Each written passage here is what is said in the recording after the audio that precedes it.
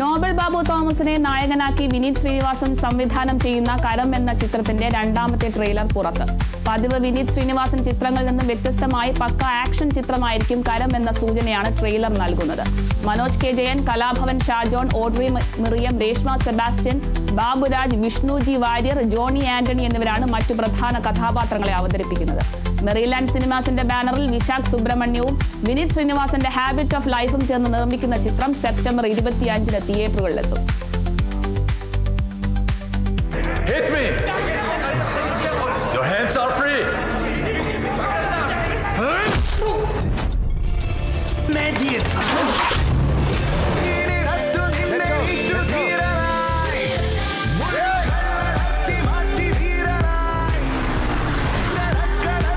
One Indian guy right under your nose and you couldn't do shit.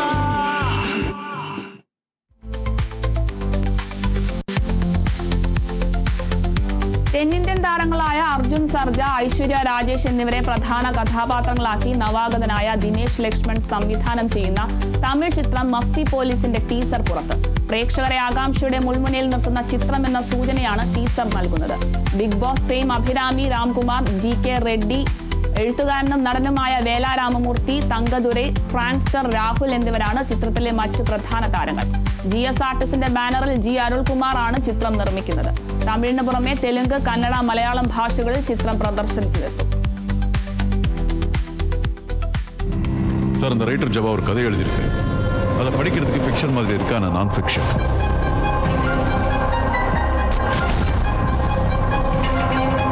ஜவா கேஸுக்கும் இதுக்கு என்னதான் சம்பந்தம்? போலீஸ்னா பயந்துருவாங்களா?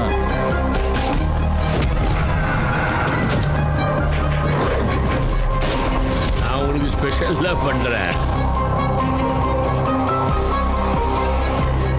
அவ்வளவு சீக்கிரம் எதை விட்டு வெளியே வர?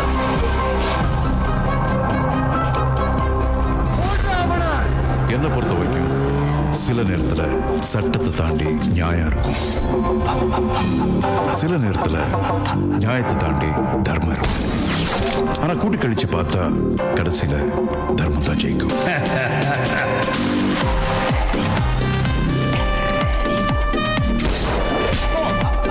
ஜபாவே ஒரு ரைட்டர், நீ அவரோட பெரிய ரைட்டரா இருப்ப போல இருக்கு. அதான் கதை முடிஞ்சதில்ல சார். கதை முடிஞ்சதுன்னு யார் சொன்னா உங்களுக்கு?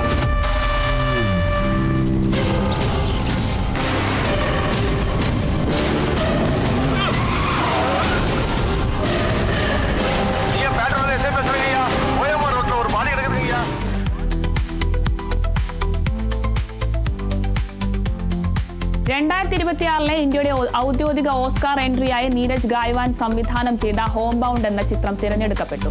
നിർമ്മാതാവും സംവിധായകനുമായ N ചന്ദ്ര ചെയർമാനായ സമിതിയാണ് ചിത്രം തിരഞ്ഞെടുത്തത്.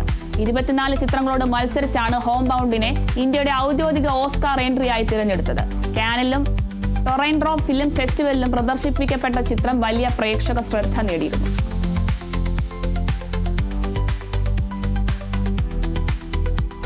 അർജുൻ അശോകൻ നായകനായി എത്തിയ ചിത്രം സുമതി വളവ് OTT-യിലേക്ക്. C5-ൽ സെപ്റ്റംബർ 26-ന് സ്ട്രീമിംഗ് ആരംഭിക്കും. വിഷ്ണു ശശിശങ്കർ സംവിധാനം ചെയ്ത ചിത്രത്തിൽ അർജുൻ അശോകൻ, ഗോകുൽ സുരേഷ്, സൈജു കുറുപ്പ്, ബാലു വർഗീസ്, മാളവിക മനോജ്, ശിവദ എന്നിവരാണ് പ്രധാന കഥാപാത്രങ്ങളെ അവതരിപ്പിച്ചിരിക്കുന്നത്.